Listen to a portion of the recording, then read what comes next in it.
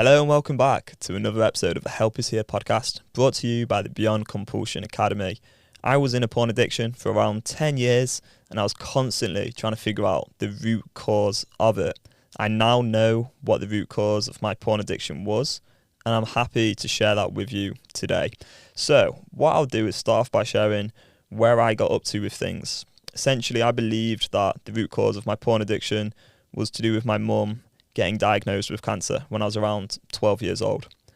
What this led to was me feeling really quite powerless and scared, not in control, alone, worried, frustrated.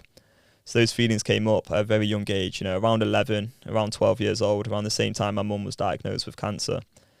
Because of these feelings and all of this discomfort, I wanted to feel a different way. I wanted to feel like I had some power in my life. I wanted to feel safe, in control, connected, present, and calmer. And so I turned to porn. But I think that very first time I looked at porn, I wasn't really relating any of this stuff to my mum having cancer or anything like that. But just over time, I developed this psychological relationship with porn. And what happened is around the age of maybe like 15, 16, I finally figured out that I had a problem with porn, right? It came about through an unsuccessful sexual experience. I had erectile dysfunction.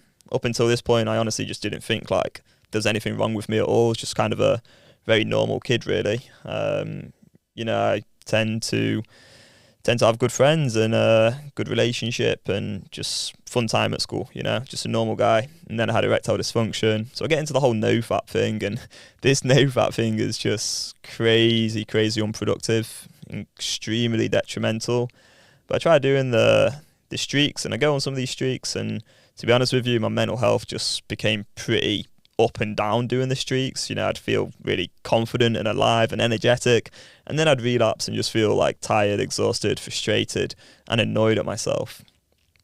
Kind of got sick of doing these no-fap streaks a bit and really wanted some real change. I think this actually came about when my girlfriend at the time broke up with me. I was in a really bad porn addiction at that time. I remember her wanting to meet up with me, and I was just like, no, because I'd just been like binging on porn all week, and she'd been on a holiday for a week, and I just didn't want to see her when she came back. And I think that was probably the turning point in that relationship.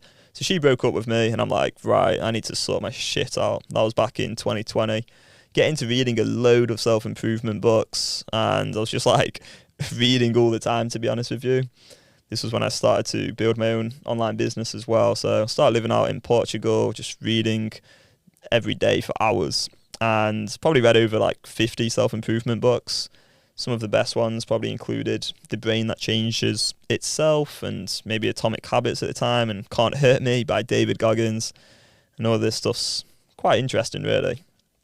So, I'm getting into quite a good position in life. I'm working out pretty much every day, got my own online business, I'm meditating most days for like an hour, I'm avoiding all my triggers, as they told me to do with the whole no-fap stuff. I'm even going to therapy, and I'm spending time with my friends and family, right? But then what would happen out of nowhere is like these childhood feelings, maybe like feeling powerless, scared, not in control, alone, worried, frustrated would come up, and there'd be different triggers for this. I remember being in Portugal and some friends going to the beach without me and just feeling completely alone and rejected and maybe abandoned as well. And maybe that's to do with, my mum getting cancer when I was younger and all of the fear and uncertainty around that. So I really wanted to feel again like I had this power in my life and safe, in control, connected, present, calm, just secure. So what did I do? I turned to porn, right? I turned to porn. And then from there, I probably get into even more of the deeper childhood stuff, because I realised that I was just escaping all of this discomfort and these childhood-like feelings. So I get into internal family systems a lot, understand about the exiled part and the manager and firefighter parts and how all of that works. I read some Gabor Mate, and I get into Brené Brown as well to help deal with some of the feelings of shame around the pornography addiction. This led to a lot of self-compassion and understanding my child self better. But then guess what happens? I start feeling horny out of nowhere, and I turn back to pornography. So I kind of dealt with these childlike feelings, but was still looking at porn. So what was really going on here? What was the real root cause? And I got really lucky because I met this amazing woman called Mary, who's worked in addiction recovery for over 35 years, complete expert on it all, and she taught me about compulsive desire. Essentially, there's this thing that you want to do, but you also want to stop doing it. But that desire just keeps on coming up and up and up. And here's the real root cause. I was involved in a psychological, emotional dependency on a mind, mood altering experience. If we really break that down, what we've got is addicted neural pathways. It's quite scientific, really. And I think some of the earlier books I'd read, like The Brain That Changes Itself, probably helped me understand addiction and the neural pathways and the neuroscience behind this a little better as well. So then let's go back to like kind of the whole child self and the root cause that people are talking about, because this is what Mary explained to me, is that actually what's going on is we have these three different parts. We have the child self, we have the rational mind, and we have the addicted part of the mind. And this child self, I was often trying to care for. I was trying to be more self-compassionate and develop this loving relationship with myself and understand my own mind a lot better and what I'd been through in the past, and sort of be really, really kind and look after that part of me, because I felt like it was due to that child part and my childhood. I believe that was the reason I was looking at porn. But what I ignored, what I didn't really grasp at that point in my life, is that I also had the addicted part of the mind working against me. And the addicted part of the mind could sometimes even team up with the child self and get me to do irrational things, things I didn't want to do. So what I've learned is that actually my brain was just addicted to porn, right? And here's the problem. If we don't understand how the addicted part of our mind works, we will just continue engaging in this compulsive behaviour, stuck in the addiction. And here's the problem as well, is that for as long as I had a reason to look at porn, I would continue to watch porn.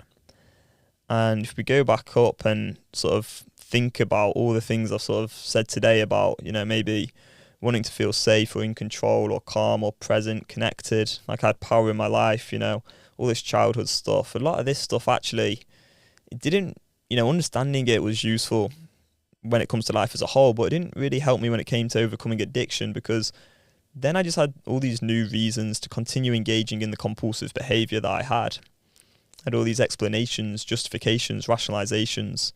What we need to understand is that if you've still got a reason to look at porn, you're going to continue looking at porn. And what we need to do instead is deal with these addicted neural pathways directly.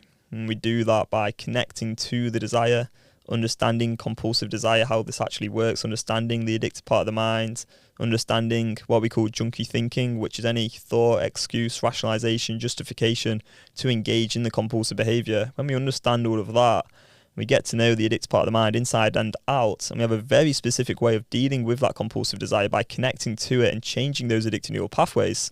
Then we embrace permanent, real mental freedom. And guess what? The amazing thing about this is that at that point, when the rational mind's always in control and it's dealt with the addicted part of the mind in the right way, then we can have all this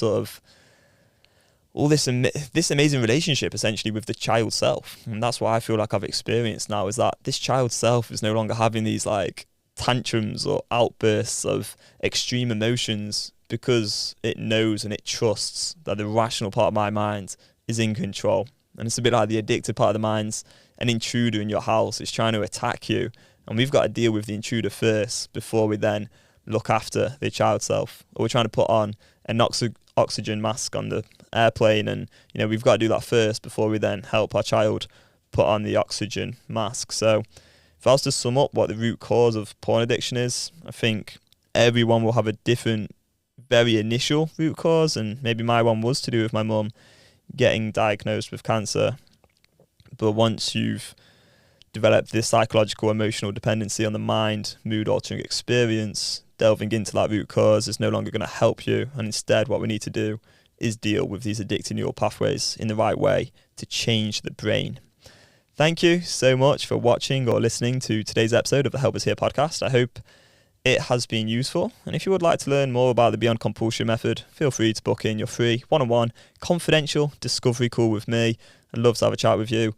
And you can also watch the free training video as well. There's links in the description below.